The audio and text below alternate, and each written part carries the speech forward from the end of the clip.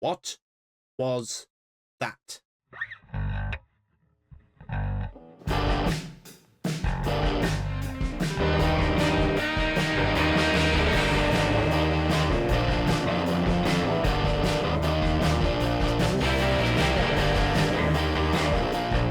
Alright, ladies and gentlemen, welcome back to the channel today.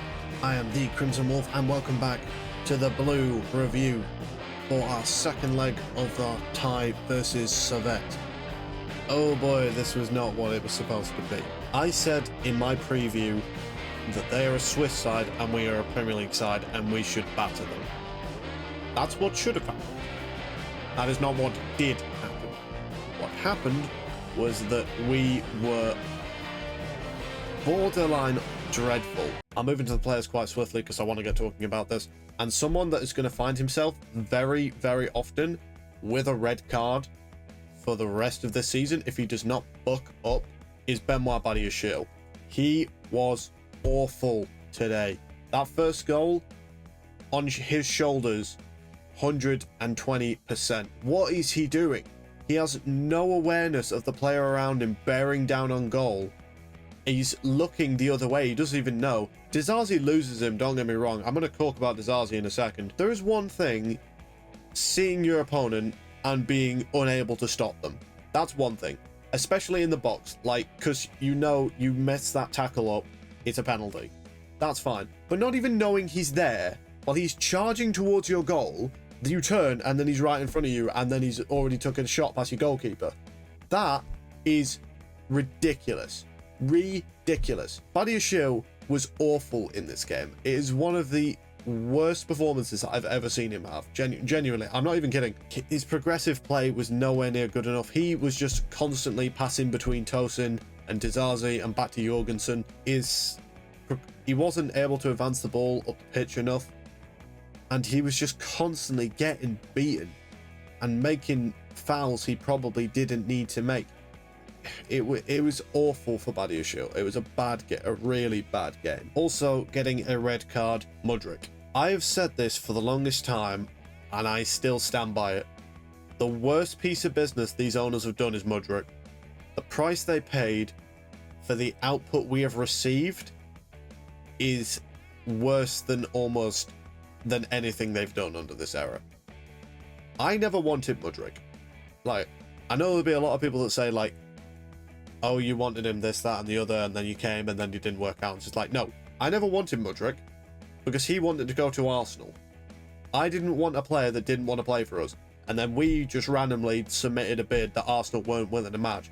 I originally thought that was just us trying to get Arsenal to pay more to Shakhtar. No, they didn't come and match it, so we ended up signing the guy. I was optimistic at the time, and when he debuted, admittedly, I got my hopes up. It looked like we had signed a gem. It has been anything but. Don't get me wrong, Mudryk can have moments of brilliance at any given point. He just doesn't. I don't know what it is. He also does all the hard work, all the dribbling, all the taking on of his man, but his end product is useless. Totally useless. Man cannot take a shot without it going over the crossbar. He's on the ground ball striking. Seems perfectly fine. Whenever he takes the shot and it's on the ground, chances are it's going in. Whenever it takes an inch off the ground, apart from that incredibly lucky goal he scored versus Arsenal, like, it's going over the crossbar or it's going wide, which is so frustrating after watching him in training when he's taken shots from ages away and it's always hitting the top corner or some point in the net. My dad said something to me while I was watching this game with him, and this sums it up perfectly. When we were watching this game and Mudryk screwed up, he said something to me and it sums this up perfectly. That is why we should sign Jadon Sancho. Now, I've never particularly made my feelings clear on the Jadon Sancho transfer.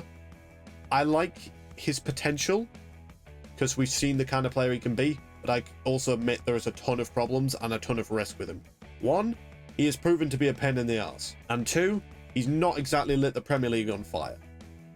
When I am saying that we should take the risk of signing Jadon Sancho, who's on astronomically bigger money, has already had a rocky start in the Premier League with Manchester United, and is clearly a bit of an arsehole, that should tell you all you need to know.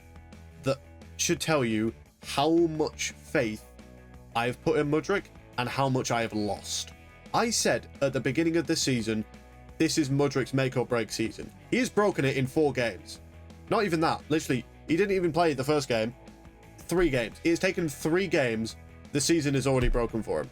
Wolves game, he was useless. He was useless for Sevette last time, and he was useless this time. I'm sure Mudryk is a fantastic guy and everything else in between. And maybe if he goes to a different league, he'll succeed. Like, if we sent him to Marseille to work under Disatser, chances are he probably succeeds. We had sent him to Germany, he'll rip it apart. Italy, I think he'll do brilliant. But he cannot do it in the Premier League. The Premier League is not suited for him. I don't know what it is. And even then, we weren't even playing a Premier League side. We were playing frickin' Sevette. No disrespect to Sevette. But, again, I said it before. The Premier League is the creme de la creme. We are supposed to be astronomically better than these guys. Mudryk is supposed to be astronomically better than these guys, but he's not able to beat them. It's beyond infuriating, and at this point, it's dead. The Mudryk experiment is dead. Badiashile was not on his own in that defensive error. Disatser is being lumped in with him as well. He could not keep hold of his man. We were getting pulverized down our right side there left because Disatser could not keep hold of his man. He is not a right back. I appreciate that Reece James is not fit and Malo Gusto is being rested for Sunday. And I appreciate as well, to be fair, that Disatser is or has previous experience playing right back. And with an inverted fullback, you need someone with experience playing right back that can also play centre back. Disatser is not the man for that. And the really annoying thing is, we had Josh Achampong on the fucking bench. Josh Achampong was on the bench. Why, after Disatser continues to get pulverized every time his man runs at him, does Maresca not think, maybe I should put someone who's an actual right back who might be able to contend with this guy one-on-one?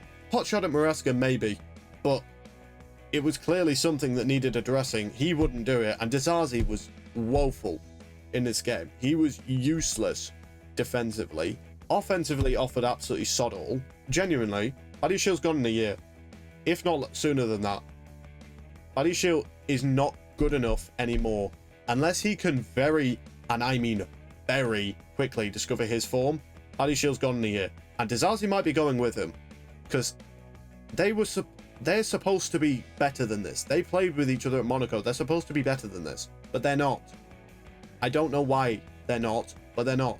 They're not our first choice centre-backs. Evidently, they're playing this game instead of actually starting in the Premier League.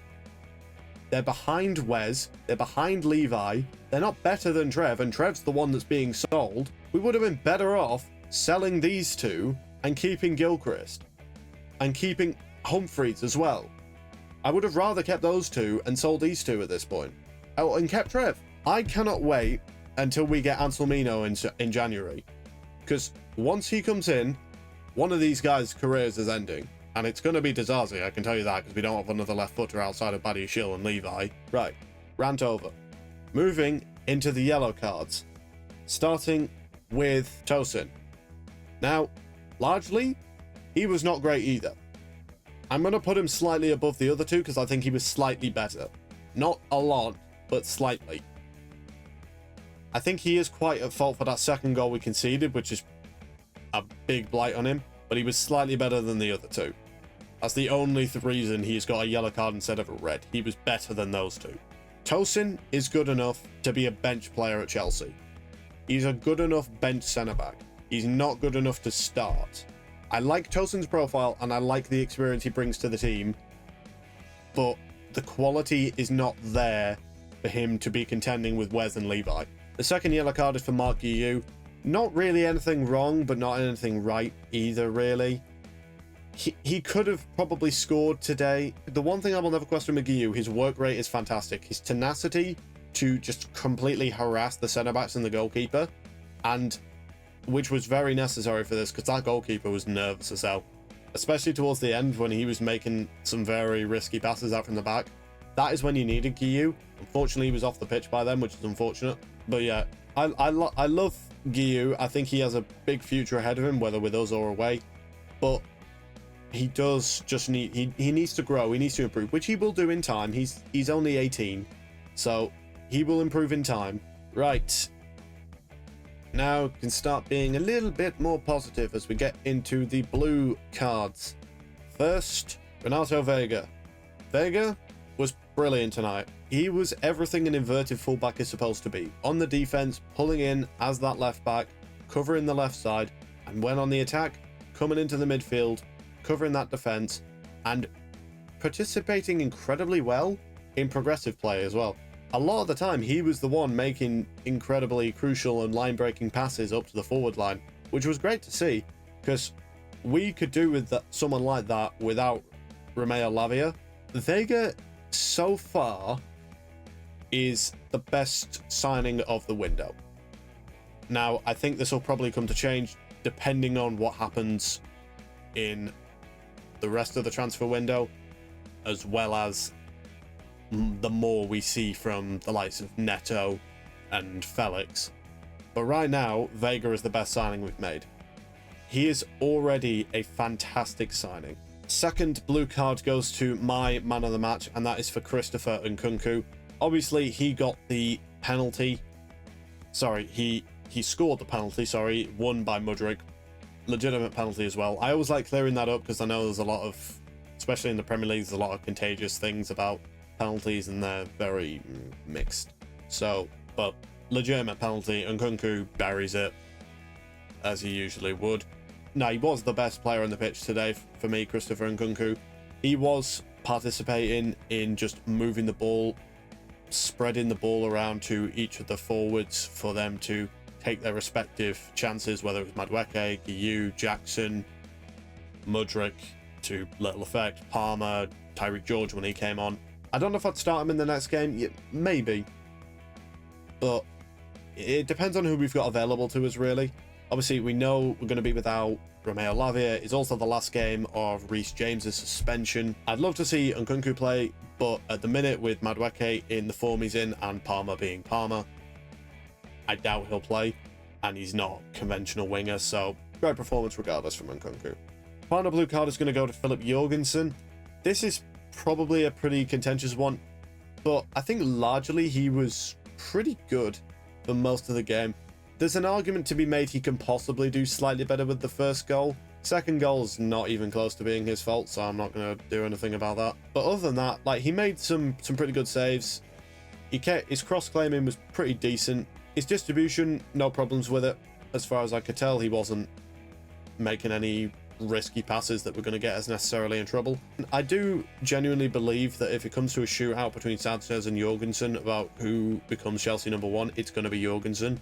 Because I think just his distribution is so much better and you are so much less likely to get a catastrophic mistake out of him than you are from Sanchez. It was a painful game. The first Sevette game was a painful game to watch.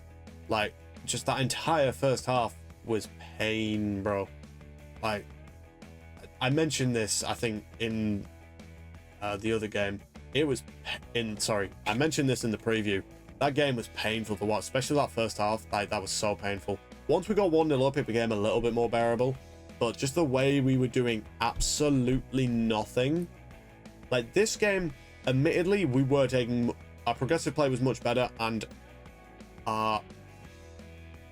we weren't lingering around the back as much. But our defense was shocking. Badiashile and Disatser are hopeless. Tosin is probably very unfortunate that he had to deal with those two and the amount of fires he was having to put out. So he probably didn't... He looked bad by association. So probably unfortunate for him. But dear Lord. I was under the impression we did not need another centre-back. We do. I'm going to be so happy when Anselmino comes back in January from Boca. Because he looks a player. I mean, we have evidence of Argentinian centre-backs working in the Premier League, and he's got the Argentinian centre-back mould, being an incredibly aggressive, just tackling machine by the looks of it, similar to Romero and Lisandro Martinez. Yeah, we probably need to start, at some point, looking at some centre-backs. Anywho, that was an incredibly... it wasn't even stressful, it was just infuriating to watch. We should not be getting beat by Sevette, man. I don't know, right? Well, it's frickin' I don't know, it's past midnight, man. I'm gonna go to bed. So, my name is the Crimson Wolf, I guess. I am the reddest Chelsea fan on the internet. I hope you all enjoyed. I hope you all have an incredible evening, morning, midday, night, whatever the hell it is for you, wherever you're watching this, whenever you're watching this. So, yeah. That Palace game better be better, man. Yeah, good luck with it.